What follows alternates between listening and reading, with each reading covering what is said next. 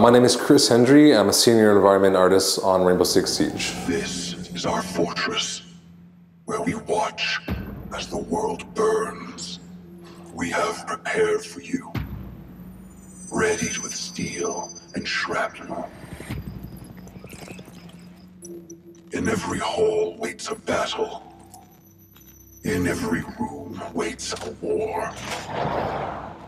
So situations are pretty much a stepping stone for the player to get into the game, to learn the mechanics, to learn about destruction, to learn about operators, how to use them.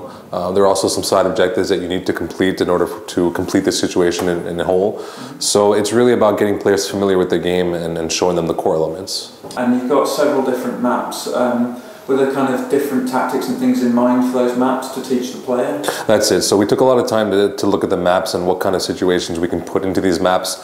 Some maps work better with different situations than others. So there was a lot of thought process to go into it and how do we want to address it.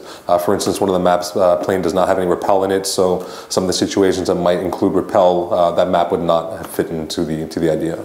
And you've got Angela Bassett as well. What role does she play in the game? She's the spokesperson for Six, so she pretty much guides Six through the trainings and through the narrative, and kind of help them along. Okay, you also said that you have quite a big post-launch kind of support for the game, and you've got a dedicated team for that. Will that be purely multiplayer stuff, or you're going to add more situations for the solo? At the time, right now, we're focusing on multiplayer.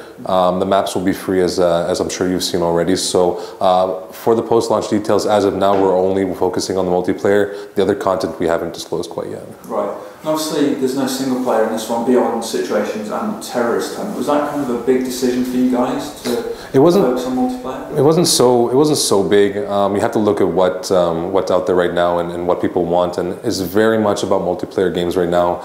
There's a ton of replay value in it. Yeah. You look at what we have too and the content that we're providing, be it the operators and the destruction, both of those together, there's a ton of replay value. So I think people are going to be very happy with the multiplayer. Do you feel that that's something that's increasingly happening in games then, where these kind of games are leaning more towards multiplayer, and that's you guys responding to that? Well, I believe it targets two different audiences. You're always going to have people who are very heavily into the campaign, the story, the narrative sort of aspect of video games, and then you're going to have the people who are into the competitive multiplayer, the multiplayer in general. So we looked at what was very what people are looking for in general right now, and multiplayer is very, very strong at the moment, be it casual or competitive. What kind of feedback have you had from fans regarding having a single player in this one? So far, it's been pretty well received. With the beta that came out and it being mostly or only PvP and PvE multiplayer, people are very happy with what's there. Right. And the post-launch also is very ambitious and is very, very long-term. We're here to stay. So I think with the content that we're going to provide, people are going to stick around. They're going to be impressed with what's there. Right, okay. Because with the Tom Clancy name as well, he's kind of synonymous with story and stuff. Mm-hmm. I mean, and Patriots was going to be a very narrative-led game. So did it seem weird at all, kind of shifting away from that? I don't know whether you worked on Patriots at all, but was it an odd shift? It was not an odd shift. We had the destruction very early on as actually part of the initial design of Patriots. So we looked at the destruction and we said, wow, this is some really cool stuff, even though it was early in development.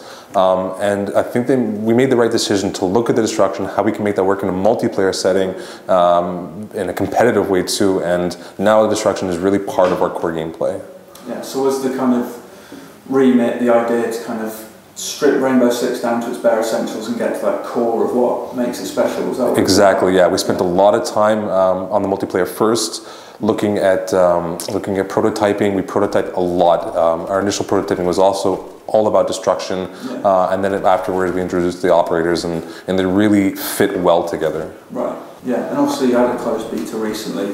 What kind of feedback did you have from the community on that? Yeah, it's always good to have a beta. There are definitely things that they see that we might not see, and vice versa. So putting the beta out there, addressing issues like the matchmaking, which was improved during the process of the beta, was something that was very important. All of those issues we've listened to, we're looking at and we're addressing. Were there any major gameplay things that needed addressing, balancing and such? No, actually, we did it fairly well. Once the game comes out, there will be additional balancing and whatnot. But from the beta release, what we saw is people were very happy. There's nothing that's overpowered too much, and things like the point man, the shield. A lot of people were having some minor issues with them, but those are still minor issues, and we've already looked at them and fixed them. In Terrorist Hunt as well, you've got Plant Bomb and Classic Terror Hunt. Are there any other modes going to be introduced in that section? Yes. So we do have the hostage rescue, and you'll also be able to play on the other side. So you'll be the defending team and have the AI come to you, and they have an objective as well. So that's not showcased here now, but that is part of our final build. Obviously, we're not seeing the progression system today either. Can you tell us a bit about that and how that will work? Yeah, so we have a progression system. You level up your character, your profile, as well as get renown. Renown is our progression. I guess you could say progression currency. You get more points if you win a match. You get less points if you lose a match, and it can be used to buy the content in the game, be it attachments, operators, and whatnot. Right. Okay.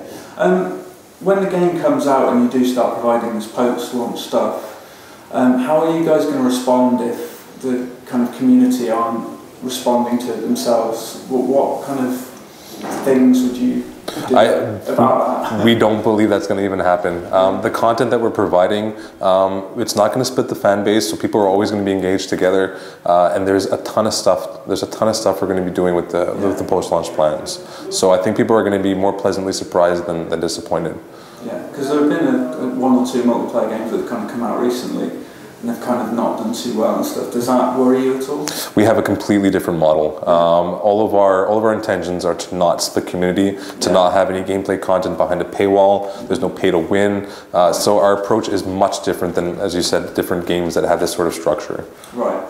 Okay, well finally then, if you could isolate one thing that you would be kind of selling Rainbow Six to someone on, what would be the main feature in your mind that is kind of the big selling point? Play with destruction. The replay value on the maps is something that actually I haven't seen in any other game right now. Being able to destroy walls, being able to make small holes, big holes, change it around, positioning, gadgets, barbed wire, all of that is going to change every time you play.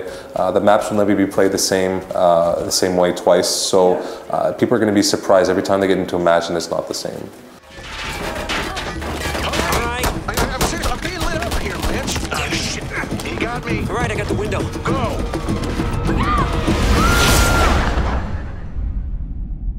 Tom Clancy's Rainbow Six Siege will be released on December 1st for all consoles.